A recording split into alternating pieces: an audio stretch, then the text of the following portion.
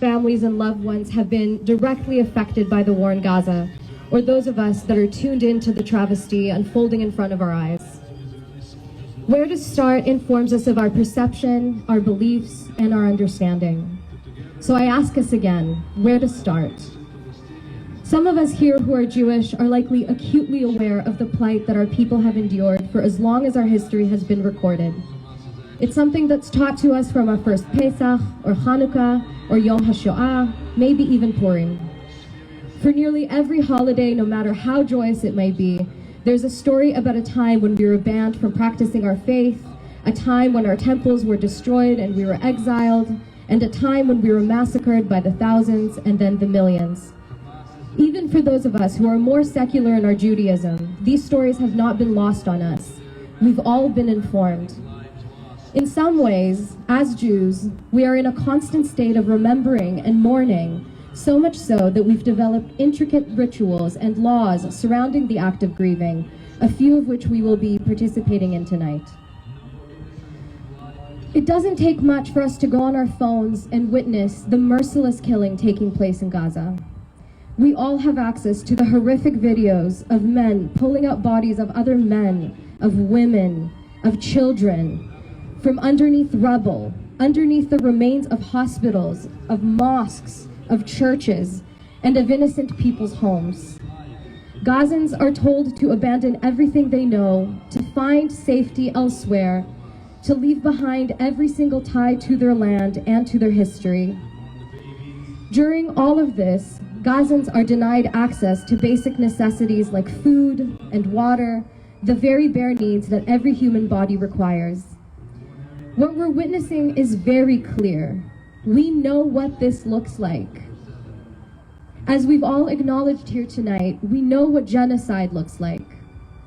I want to start here, right in the spot where we can honestly acknowledge the truth as it pierces through our screens and enters our blood memory.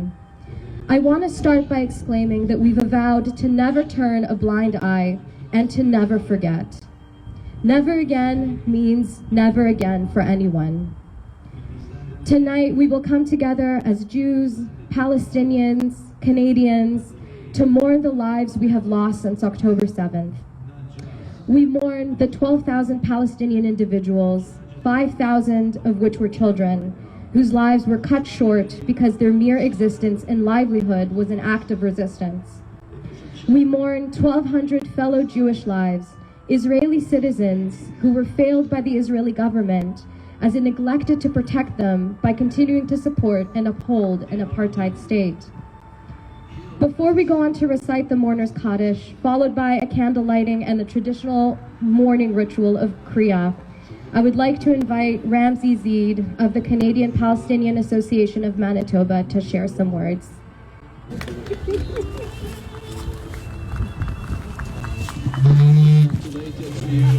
To join us here in a joint vigil where we say prayers in remembrance of the Israeli civilians who were butchered on October 7th. Bismillah ar-Rahman ar-Rahim.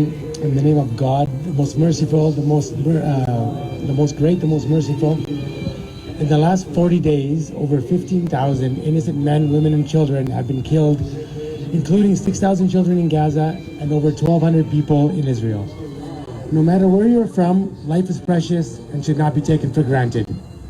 A child born in Israel is no better than a child born in Palestine, and vice versa. Children are born pure and should have equal opportunities to life without the fear of harm or prejudice. The Palestinians of Gaza have never been given an opportunity to live freely. They have never been treated with humanity or dignity, always like second or third-class citizens. The government of Israel regularly cuts off electricity and water, suspends the flow of food and medicine whenever they see fit. The Israeli government regularly humiliates, beats, and imprisons women, men, children, and with no just cause or just process. This is not how people should be treated, or this is not how people should be living or how should be treated. Islam teaches us, if you save just one life, it is as if you saved the life. If you save just one life, it is as if you've saved all of humanity. And if you take one life, it is as if you've taken the life of all of humanity. Islam also teaches us that human beings are born in a state of purity, as well as with a mutual moral sense that enables one to differentiate between what is good and what is not. As the great Nelson Mandela said, no one is born hating another person because of their color of his skin, or his background, or his religion. People must learn to hate. And if they can learn to hate, they can be taught to love. For love comes more naturally to the human heart than the opposite. Humanity and kindness are two inevitable characteristics required for the progress of the human race. However, as the living conditions of the human beings are changing day by day, the purity of humanity has been expelled from the hearts of many. Replacing humanity with money, fame, and power marks the beginning of the human catastrophe. Humanity is not about serving humans, it means serving our nature. Like the words said by Ronald Reagan, we cannot help everyone, but everyone can help someone. By doing so, the smile of humanity could be brought to everyone. Let's be humane and turn the world into a wonderful place. As we mourn the lives of everyone who has been killed, I humbly stand before you today and urge you to write to your local MP, our Mayor Scott Gillingham, our Premier Wap Kinew, our Prime Minister Justin Trudeau to call for an immediate ceasefire and to end the blockade of Gaza. Every life is precious, and we cannot stand and remain silent as we witness in real time a genocide happening. Thank you very much.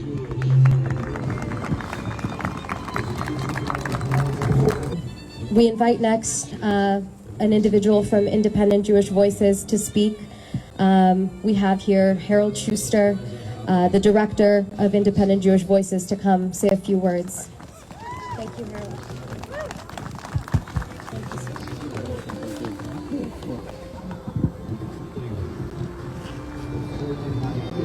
I love how people are giving me all of these titles which I don't deserve. I was interviewed on wooden spoons on CKUW, and I was described as the founder of Independent Jewish Voices. Now I'm a director, and I'm just an organizer with Independent Jewish Voices, and I've spoken at a number of these events, and I find myself now almost out of words. I don't know what else to say, because we've been saying the same things. We've been saying what Ramsey's been saying. We've been saying we need a ceasefire. We need to lift the blockade. We need to allow humanitarian aid to enter Gaza. And it doesn't seem to be doing anything. And so I feel at times quite hopeless, but I don't want to be hopeless, because I see the gatherings like this, and it gives me some measure of inspiration that hopefully something will change, that things will change, and change very soon, because the people of Gaza need us to demand change, because while we stand here in prayer, they're just adding more and more people that we need to pray for who've lost their lives senselessly, and we need it to stop. So what I am going to do instead is do something a little bit more Jewish, which is to talk a little bit about what the Mourner's prayer is and what the Kaddish is. So it's a prayer, but it's written in Aramaic. It's not written in Hebrew. And Aramaic was the common language among Jews who lived throughout the Middle East, from Iraq to Palestine. And while the prayer is recited at funerals or at rituals to mark a person's death or the loss of life, it is not about death. It is not about heaven. It's not about an afterlife. What it means is, or what it's asking for, is that for God's name, and that could be however or whatever God you believe in or speak to, but that God's name be magnified and sanctified in the world where we live now. In the world where we live and we work and we study and where we raise our families, and that there may be great peace. And the last line of the Kaddish speaks about making peace among all of us.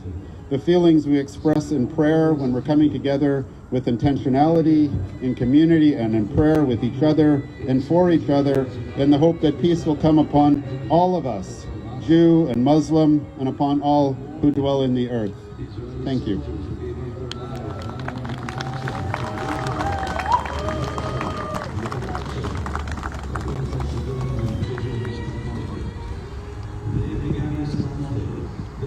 In Judaism, we say the Kaddish for all of our loved ones, but when a parent dies, it's tradition to say the mourner's Kaddish for 11 months. In that time, I've been told, our prayers are meant to release our parents from the baggage that held them down on earth, so to speak, so that their children can lift them closer to God than they could lift themselves in their own life. For everyone here who's grieving loved ones right now, I hope that this ritual offers something to you.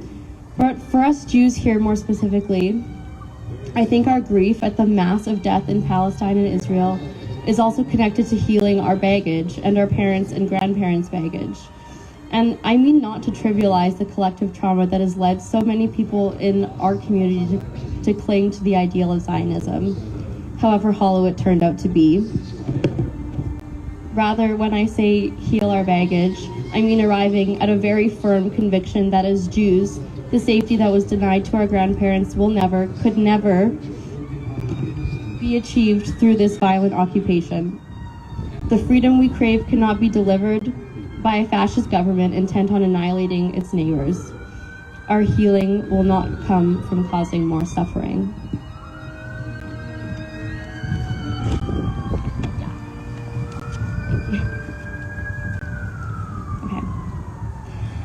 In this country, we're witnessing and maybe experiencing a profound alienation from our natural human response to death, which is grief. Our politicians and news outlets have positioned this occupation, siege, and massacre for years, and especially over the past month, in such a way that we're not meant to feel the crushing weight of these lives lost. The demand of Zionism in my lifetime has been that Jews see attacks on Israelis as attacks on ourselves, but that we choose not to see attacks on Palestinians at all. And when it becomes too glaring not to see, still the Zionist mouthpiece attempts to justify daily massacres on Palestinians through warped tellings of history and tired racist tropes of terrorism and barbarism. And when they can't succeed in that, when the scale of killing being documented in real time cuts through that nonsense, still the institutions that dominate here and everywhere would rather us be distracted, numb, and disaffected. The Zionist project is a dehumanizing one, not just because its logic works to make the deaths of over 12,000 Palestinians now ungrievable, but because in order to comply with that logic, we, and particularly we as Jews, are made to cut ourselves off from our own humanity. I'm thinking also about October 7th and the 1,200 Israelis whose lives might have been saved had this occupation already ended. Their deaths, too, were made harder to grieve because of how quickly they were weaponized. When the families of those lost should have had time for their shock to give way to grief and eventually reflection on maybe the root of this violence, instead their sisters, uncles, mothers, and cousins' deaths were predictably used to call for more death, more violence. The violence we've seen from Israel since then is so enormous. The loss is impossible to understand. Entire families bombed in their homes. Entire bloodlines gone. Each and every life was sacred. Each deserves to be mourned for months on end. It is so wrong that so many of these martyrs have no family members left to grieve them. It is so cruel that Palestinians in the diaspora who have lost relatives to this genocide are being censored as they express their rage and sorrow.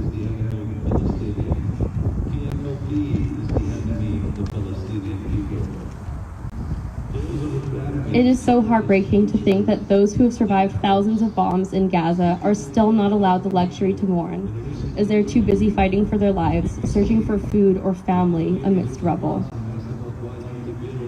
So we're here today to mourn the deaths of strangers across the world as though they were our family, or maybe for some because they were our family. And there's something powerful, I think, about expressing this grief in a way that connects us Jews to our Jewish identity, when spokespeople for the Zionist cause would position these things as being at odds. Our fates are tied, our freedom is tied. The leaders of this province and this country want us to believe this issue is complex, muddled, and beyond our scope. But grief cuts through their obfuscations and creates clarity.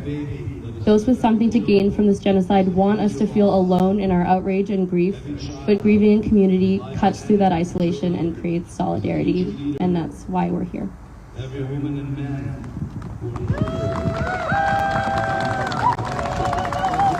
I just want to take the time right now to thank our safety team out at the front for making sure that people who are going to potentially cause trouble, that they won't come here. We greatly appreciate them. They are fully volunteering their time, and we could not have done this in safety without them. Yes, absolutely.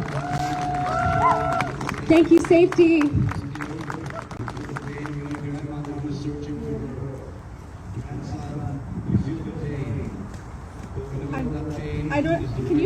I've never spoken into your mic before, and I'm terrified. Put it right Like this? a little more. Kiss it. Yeah. More. Put it on your lips. Yeah. Okay. The reason I'm smiling is because I'm very anxious. I think that some of the speeches already said some of the stuff I'm also going to say, but let's hear it again. I'm terrified of public speaking, but there are more terrifying things happening right now. I'm not from Winnipeg. I came to Winnipeg for a job contract at a Ukrainian museum in the city. This might sound a little off topic for a while, but bear with me. On my first day, my colleague asked me if I have any Ukrainian heritage, and I said I have ancestors from Odessa, but they were Jewish, so they were not considered Ukrainian. At the museum, I work with artifacts, and some of the artifacts I've been working with come from a particular time in Ukrainian history when the Ukrainian nationalist movement was very strong. And while researching these artifacts, I found that the organization of Ukrainian nationalists were heavily involved in pogroms against Jews who lived in Ukraine. I read about a particular series of pogroms which happened in Lviv in 1941. Lviv is coincidentally Winnipeg's sister city. Thousands of Jews were killed in these pogroms. When I'm doing research about artifacts, I often find sources about Jewish villages and Jewish history in Ukraine, and I think about how almost all of it is gone. Sorry, I lost my place. When I'm working with objects that remind me of times of great violence against Jewish people, I think of the great violence that is happening now and has been happening for over 75 years in Palestine, in many ways as a result of it. Yes, Jews have a history of being oppressed. We are taught this in school in hopes that education will prevent history from repeating. But if the solution to the oppression of the Jewish people is becoming the oppressor, then our oppressors have won. If after centuries of being killed, we, and I am hesitant to say we because I have so little in common with those in green uniforms and tanks, if we have learned to kill, then our oppressors have won. We need to remember our history. We have suffered. We should not inflict the same suffering on others. The state of Israel does not mean Jewish safety.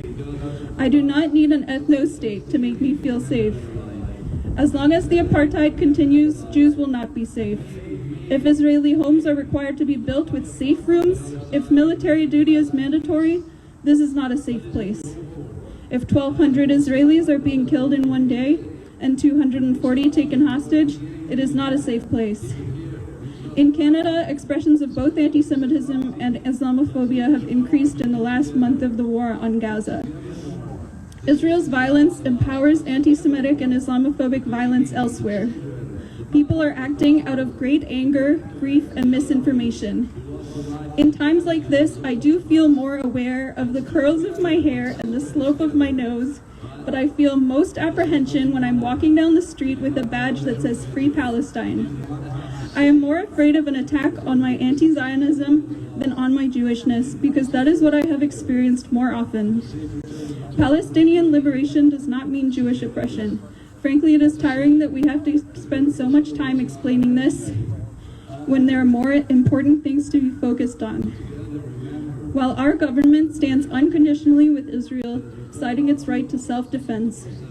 Over 12,000 people have been killed in Gaza, and more have been killed in the West Bank and Jerusalem. We should not stand unconditionally with any government. No government should be without criticism. Demanding a ceasefire is not radical, it's the bare minimum. We are begging our politicians to recognize all human suffering, not just the suffering of one kind of human. All of us who are full of grief go out, even in the snow, and we join a crowd of people which represents the diverse population of Winnipeg, crying out together for a common cause. The media has tried to divide us, reporting on conflicts between Winnipeg's Jewish community and Palestinian community, but this is not what I have witnessed when I show up to a protest as a Jew in solidarity with Palestine. The protests have been a beautiful collaboration between people from many faiths and many cultural backgrounds, a testament to the ability of people to coexist when we have equal rights. I have felt no hostility holding my sign that identifies me as Jewish. Instead, I have been welcomed with gratitude and understanding. Every week, someone in the crowd comes up to me and says, "Hey, I'm Jewish too." I tell them it's important to show up as Jews and let people know that we are Jews and are standing here for Palestinian liberation. We cannot let Israel get away with making people think that this war is being waged for us, for our safety. Zionism has caused a fracture in the Jewish community. There is a fracture possibly irreparable in my own family. Zionism tears us apart. There are now two Jewish communities. When politicians say they stand with their Jewish community, they are only standing with part. The rest of us are in the streets begging to be heard. Jews who speak out against Israel's state violence are told they are self-hating Jews, that we are anti-Semitic and therefore hate ourselves. The state of Israel is not equivalent to the Jewish people. How can I show loyalty to a state that privileges Jewish lives over all others? All lives are sacred. This is not a competition of suffering. Jewish safety should not be more important than Palestinian safety. We must recognize that there is grief all around. 12,000 people dead is 12,000 too many. 1,200 people dead is 1,200 too many. How can we grieve them all? I can't even visualize this number of bodies. As long as there is no ceasefire, the death count continues to increase in Palestine, while in Israel, the count has actually decreased from the original estimated number of 1,400. The government is not listening to the survivors of the October 7th attacks and the families of those who were killed when they say that they do not want vengeance. The pain is too much to bear, but for them, the killing ended on that day. In Gaza, it has continued for over a month, getting increasingly worse as our politicians pat themselves on the back for calling for humanitarian pauses and maximum restraint. Israel has no restraint. We see this over and over. They will not stop bombing unless there is immense external pressure. This is why we boycott. This is why we demand for a ceasefire. Day after day, another day too late. Thank you to Queers for Palestine for helping making this happen. My Jewishness is integral to my queerness, and anti-Zionism is integral to my Jewishness. Thank you all for coming out to mourn with us tonight. Thank you so much. We are going to have Hussein come and speak as well, share some words. Hello everybody, Assalamu alaikum. God damn, it's cold. Anyways, first of all, I couldn't say how proud I am of this city, how every week, almost every day, we're at a protest or at a vigil, paying our tributes to the people that have died, no matter what their backgrounds, but because it's clear to us now that Zionism no longer has a religion. It never had a religion, and it will never have a religion. Whether you're a Muslim, a Christian, or a Jew, their only goal is to kill people. I know it's annoying to listen to that guy. I know. It's annoying me as well, just ignore him. Anyways, just like Ramsey said, hate has to be taught. And we should really encourage youth, especially because they're the more tendent to violence, and since they're less mature. Some incidences have been happening the past couple of weeks, and we should focus on encouraging the youth against hate. Stand together, stop the hate, because what do we have like greater than anything? It's our love to each other as a humans. We all come from a womb. We all die. No one's gonna live forever. I don't know if I'm gonna live within the next 5 seconds. You don't know if you're gonna live within the next 5 seconds. No one knows his life. All life is pure, no matter what background, ethnicity, sexual orientation, whatever it is. I couldn't give a fuck what your religion is. Seriously, no, I'm speaking to be serious. We know that Zionism, or I would say Israel right now, fuck everything else. They made it clear to us that they are intentionally trying to kill innocent civilians, and they have split it up during their interviews. I don't know if you guys have been listening to their interviews. They say we are only targeting the innocent people. Like it's clear as day for us that they do not care about any organization. We should all continue with our efforts. Our efforts here are deciding what's happening there. If whatever we're doing was useless, you wouldn't see the Israeli government asking Meta and TikTok to delete posts, would they? So we are winning. We are not doing nothing. We are changing the world. And this is not just a movement for Palestine. It's gonna be a movement for all people, no matter where the oppression happens, whether it's Congo, whether it's Sudan, whether it's Syria, whether it's Palestine. We should stand for something bigger, something greater as humans, because humanity, it what separates us from everyone else and everything else. Thank you. From the bottom of my heart, Winnipeg, thank you.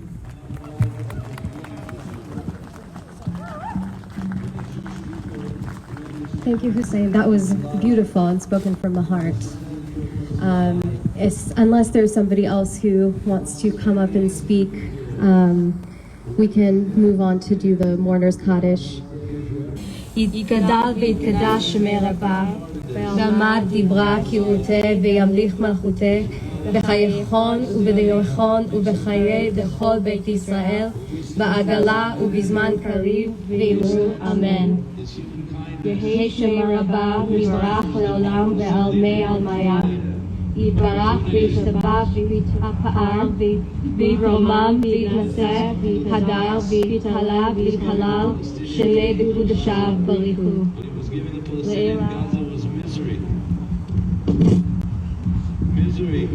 לעלה מן כל ברכתה ושירתה ושבחתה ונחמתה דם מירן ועלמה ואמרו אמן. יהי שלמה רבה ונשמיה וחיים עלינו ועל כל ישראל ואמרו אמן. עושה שלום במרומיו הוא יעשה שלום עלינו ועל כל ישראל ואמרו אמן. Thank you. Thank you to Harold for giving us a little bit of that history before. I actually was going to say a few things about it too, and then I completely forgot about it. Maybe I'll just say them again now, just as a reminder. But again, Harold kind of went over it. But the Mourner's Kaddish is a 13th century Aramaic prayer recited to strengthen our faith in Hashem and bring community together, especially during times of loss. The Kaddish is traditionally recited in the presence of 10 Jews or more so that one can feel part of the community while grieving. Those who are here belonging to a different faith or none at all can simply listen to the words cadence as they are meant to be meditative and soothing. So thank you all for listening and for participating. So what we're gonna go on to do is we're gonna be lighting candles. We will ask folks to come and light a candle as you wish. You obviously don't have to, but we will also, as you come up, hand a piece of challah, as it is Shabbat. We're not doing a very traditional Shabbat at all, but we thought that it would just be nice to break bread ceremoniously. And in addition to that, we will all be handing you a piece of cloth as well to participate in a grieving tradition called Kriya,